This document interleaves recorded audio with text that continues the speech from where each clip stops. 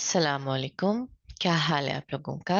Evidence based practice के next lecture में ये जो हमारी सॉरी, मैं कहना चाह रही थी कि welcome to evidence based practice like a professional YouTuber, but निकला नहीं मेरे अंदर से खैर, मैं साथ ही मेरे जहन में एक और बात आ गई कि ये जो हमारी प्लेलिस्ट है एविडेंस बेस्ड प्रैक्टिस के, जिसमें मैं अभी काम कर रही हूँ, इसके बस 2 लेक्चर्स ही रहते हैं।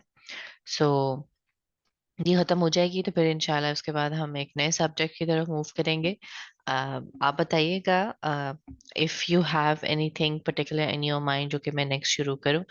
अगर नहीं तो फिर मैं अपनी मर्जी से शुरू कर लूंगी, ठीक है।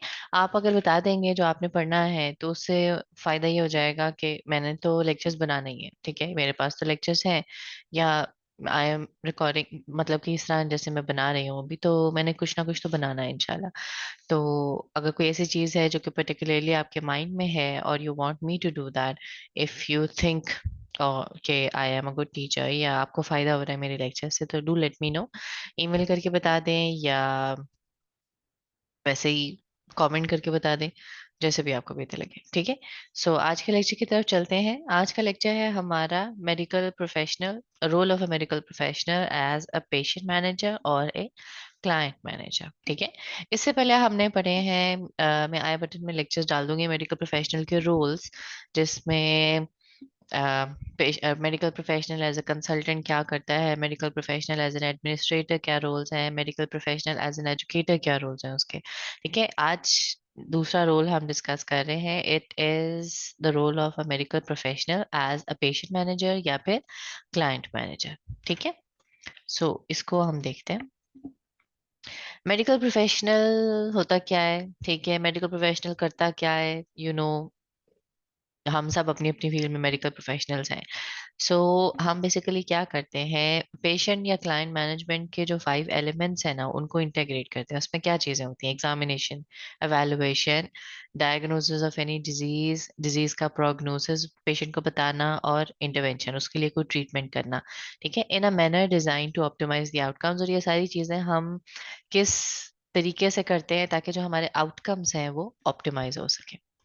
सो सबसे पहले, क्योंकि हम ये बात कर रहे हैं ना medical professional as a patient manager या फिर as a client manager, so we need to understand the difference between what a patient is and what a client is, ठीक है।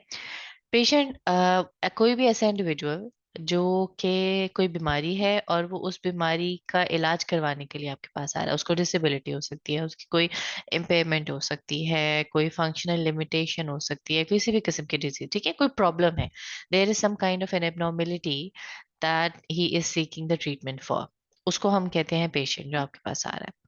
अब जो आपका क्लाइंट है, स्पेशली फिजियोथेरेपिस्ट का क्लाइंट कौन होता है, कोई भी ऐसा इंसान जिसके अंदर कोई डिसफंक्शन नहीं है, मतलब कि उसके अंदर कोई प्रॉब्लम नहीं है, बट वो अपनी हेल्थ और वेलनेस को प्रमोट करने के लिए या मे बी किसी डिसफंक्शन को प्रिवेंट करने के लिए आपके पास आ रहा है, तो उसको हम कहते हैं क्लाइंट, ठीक है। बेसिक डिफरेंस सिर्फ ये है, प्रेजेंस और ऑफ अ डिजीज और एनी काइंड ऑफ एबनॉर्मलिटी, दोनों आपके पास ट्रीटमेंट के लिए ही आ रहे हैं, दोनों के गोल्स हैं आपके पास आने के लिए। बट पेशेंट वो है जिसके अंदर कोई डिजीज है और वो उसके इलाज के लिए आ रहा है, जबकि क्लाइंट वो है जिसको कोई डिजीज नहीं है लेकिन वो हो सकता है उस डिजीज की प्रिवेंशन के लिए आपके पास आ रहा है। इसके अंदर एथलीट्स वगैरह की बड़ी कॉमन एग्जांपल आती है, ठीक है। अच्छा जी, डायग्नोसिस क्या होता है, डायग्नोसिस क्या है, एक प्रोसेस है जिसके अंदर आप एवेलुएट करते हैं, क्लिनिकल जजमेंट्स बनाते हैं, क्योंकि एग्जामिनेशन के बाद जो डाटा आपको मिलता है उसकी बेस पे आप जो है कोई ना कोई डायग्नोसिस बनाते हैं, ठीक है, एवेलुएशन करते हैं।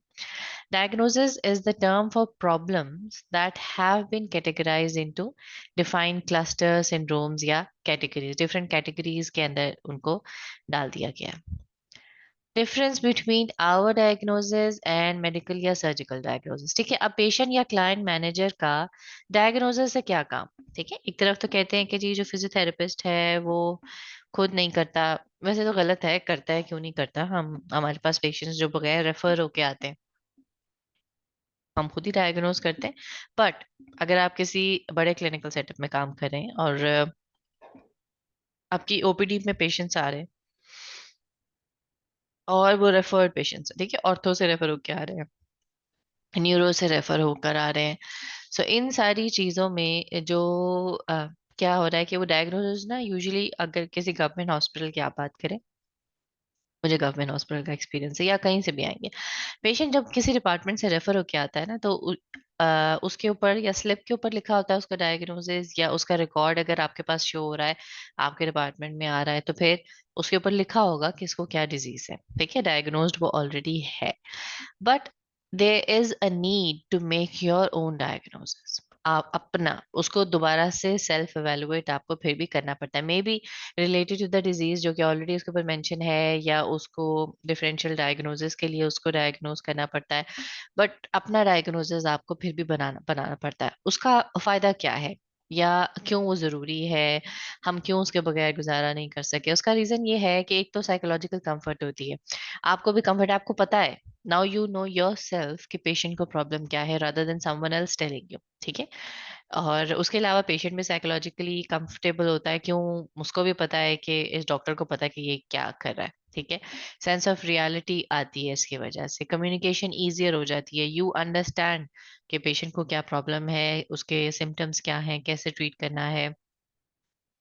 और उसकी वजह से जो जनरलाइजेशन होती है ना प्रॉब्लम्स की, वो खत्म हो जाती है। ठीक है, स्पेसिफिक डायग्नोसिस आप कर सकते हैं। हो सकता है सॉरी, जिसने आपको रेफर किया है उसको ये पता है कि मस्कुलोस्केलेटल डिजीज है, पर उसको ये नहीं पता, या उसको ये पता है कि रोटेटर कफ का टीयर है और इसको थेरेपी करनी है, बट उसको ये नहीं पता कि किस ग्रेड का है, या रोटेटर कफ में से किस एक्चुअली मसल का है, बट फिर भी पता ही होता है। खैर, but you do need to make your own diagnosis. ठीक है, जनरलाइजेशन खत्म हो जाती है।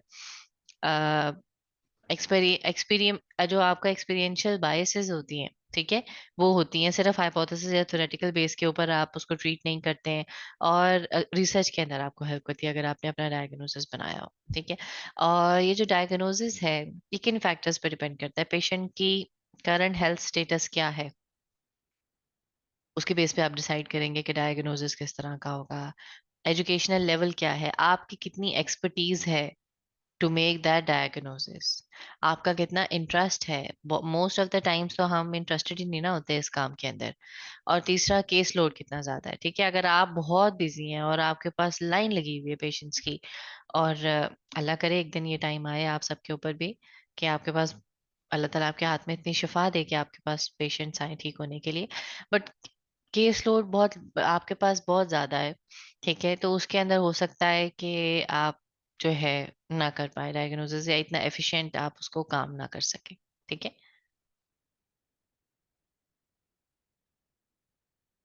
प्रोग्नोसिस, प्रोग्नोसिस बेसिकली क्या होता है कि ये बताना कि ये बीमारी आगे क्या, इसके साइन एंड सिम्टम्स क्या होंगे, ये कितने अरसे तक चलेगी, इसके कितने उतार चढ़ाव आएंगे, इसकी कितनी स्टेजेस आएंगी, क्या इसमें रिमिशन या रिसेशन होगी, क्या ये रुक जाएगी या खुद ही से ठीक हो जाएगी, इन सारी चीज़ों की जो डिटर्मिनेशन है। ठीक है। और कि ये कितना इम्प्रूव होगी होगी तो कितने टाइम के अंदर होगी, और कितना लेवल तक यू कैन गेट बेटर, ये जो चीज़ है इसको कहते हैं प्रोग्नोसिस। पेशेंट पेशेंट या क्लाइंट को, जो भी मैनेजर होता है, मैनेजर क्या है बेसिकली? क्लिनिकल प्रोफेशनल ही है, but he is managing the patient as well. ठीक है। तो वो ये सारे काम करते हैं, उसकी ड्यूटी सारी या रोल्स एंड रिस्पॉन्सिबिलिटी सारी क्लिनिशियन वाली ही है समहाउ। डिस्चार्ज प्लान बनाना पड़ता है। ठीक है, डिस्चार्ज प्लान क्या होता है आपको पता है? जब पेशेंट अगर एडमिट हुआ हुआ था और वो उसको सारा उसका ट्रीटमेंट खत्म हो गया, इज गेटिंग बेटर, तो उसका डिस्चार्ज प्लान बनाते हैं। अगर वो कहीं ट्रांसफर हो रहा है, किसी एक जगह से दूसरी जगह जा रहा है, हो सकता है हॉस्पिटल चेंज हो रहा है या वार्ड चेंज हो रहा है, तो भी डॉक्यूमेंटेशन आपको सारी करनी पड़ती है। या अगर आपने उसका ट्रीटमेंट रोकना है तो भी आपको डॉक्यूमेंटेशन करनी पड़ती है। ठीक है। Discharge plan is based on the analysis of achievement of goals and expected outcome. ये इस पे बेस्ड है कि जो आपके गोल्स थे या जो एक्सपेक्टेड आउटकम्स थे, अगर वो अचीव हो गए हैं तो वो भी डिस्चार्ज प्लान में मेंशन किए जाते हैं। और डिस्चार्ज के बाद क्या होता है? फॉलो अप या रेफरल होता है। डिसकंटिन्यूएशन अगर आपने मेडिकल सर्विसेज की करवानी है तो क्या रीजन हो सकते हैं? या तो पेशेंट डिक्लाइन कर दे, या उसका केयर गिवर मना कर दे, या कोई भी लीगल गार्डियन है वो कहे मैंने ये ट्रीटमेंट नहीं करवाना, तो आप कंटिन्यू नहीं करते। अगर पेशेंट जो है वो बेहतर नहीं हो रहा, and he is getting worse, या फाइनेंशियल कॉम्प्लिकेशन ज्यादा हैं तो भी आप कंटिन्यू नहीं कर पाते। Medical professional determines that the patient और the client will no longer benefit from the medical services, या तो अगर आपने ये खुद ही असेस कर लिया है कि पेशेंट को अब इस डिजीज से फायदा, इस ट्रीटमेंट से फायदा नहीं होगा इस डिजीज के लिए, तो भी आप जो है वो ट्रीटमेंट रोक देते हैं, ठीक है, उसी के बेहतर के लिए। या डिसकंटिन्यूएशन का कोई और रीजन है वो फिर आप मेंशन करते हैं, और अगर कहीं और रेफर करना है उसको, फॉर एग्जांपल वो आपका पेशेंट नहीं है और आप क्या चाहते हैं कि इसकी दोबारा से एवेलुएशन हो, और मे बी न्यूरोलॉजिकल एवेलुएशन हो, या मे बी ऑर्थोपेडिक एवेलुएशन हो, या मे बी रिमेटोलॉजिकल एवेलुएशन हो, तो वो फिर आप उसके लिए उसको रेफर भी करते हैं। सो आउटकम्स क्या होते हैं? आउटकम्स हैं आपके गोल्स, ठीक है। आउटकम ये हो सकती है इम्प्रूवमेंट इन पेन, आउटकम ये हो सकती है रेंज ऑफ मोशन बेहतर हो जाना, आउटकम ये हो सकती है फंक्शनल लिमिटेशन कम हो जाना, ठीक है। और वो आउटकम्स जो है वो डायग्नोसिस पर डिपेंड करते हैं कि जिस तरह का डायग्नोसिस होगा उस तरह के एक्सपेक्टेड आउटकम्स होंगे, और उसी से रिलेटेड जो है वो उसकी इंटरवेंशंस दी जाएंगी।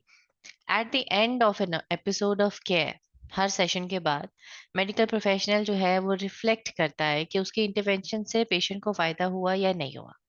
क्या पेशेंट डिसऑर्डर पे की फर्क पड़ा, पेशेंट के इम्पेयरमेंट्स, उसके फंक्शनल लिमिटेशंस, उसकी डिसेबिलिटीज या उसका हेल्थ स्टेटस, क्या वो इम्प्रूव हुआ या नहीं हुआ, ये इसकी अपनी रिफ्लेक्शन है।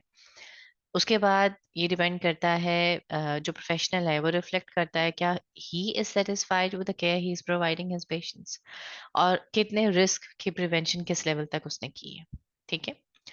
उसके बाद जो पेशेंट क्लाइंट का मैनेजर होता है वो क्लिनिकल डिसीजन मेकिंग करता है। अभी तक हम क्लिनिकल डिसीजन मेकिंग ही एक तरह से कर रहे थे। सो एक मॉडल है मे, जो भी बंदा या औरत है पता ही नहीं लगता है, एक तो इनका अंग्रेजों का कि बंदा था या औरत थी, खैर मैंने एक मॉडल प्रेजेंट किया, और उसके अकॉर्डिंग डिसीजन मेकिंग में सर्टेन टाइप ऑफ क्वेश्चंस होते हैं या सर्टेन टाइप ऑफ डिसीजंस होते हैं। या तो स्टैंडर्ड फेमिलियर डिसीजंस होते हैं जो कि ऑटोमेटिक होते हैं, बेसिक नॉलेज पे बेस्ड होते हैं। स्टैंडर्ड अनफेमिलियर होते हैं, ठीक है। वो ऐसी किसी डिजीज से रिलेटेड होते हैं जो कि रिसर्च से वो नहीं होती, रिसर्च मतलब कि उसके लिए होती है बट वो इतनी कॉमन अकरेंस नहीं होती है, ठीक है। वो स्टैंडर्ड अनफेमिलियर डिसीजंस होते हैं। ओपन फेमिलियर डिसीजंस होते हैं इस तरह के कि न्यू स्ट्रैटेजीज चाहिए होती हैं, कोई ऐसी न्यू ट्रीटमेंट मेथोडोलॉजीज चाहिए होती हैं। और ओपन अनफेमिलियर डिसीजंस ऐसे होते हैं जिसके अंदर बहुत ही कोई चेंजिंग एनवायरनमेंट है और कंफ्लिक्टिंग इंफॉर्मेशन है, और उसके अंदर जो है क्लिनिशियन ने डिसाइड करना है या डिसीजन मेकिंग करनी है कि अब हमें क्या करना चाहिए। फॉर एग्जाम्पल, अगर पेशेंट के फादर ने कहा है कि आप एरोमा थेरेपी यूज करें ट्रीटमेंट के अंदर पीडियाट्रिक्स के लिए, तो वो एक डिमांड है।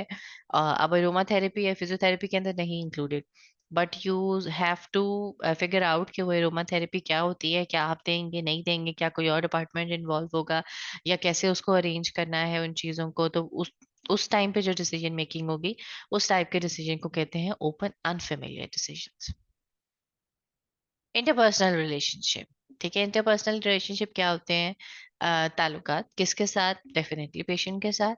तो उसके अंदर पेशेंट प्रेपरेशन इंटरपर्सनल रिलेशनशिप में आती है।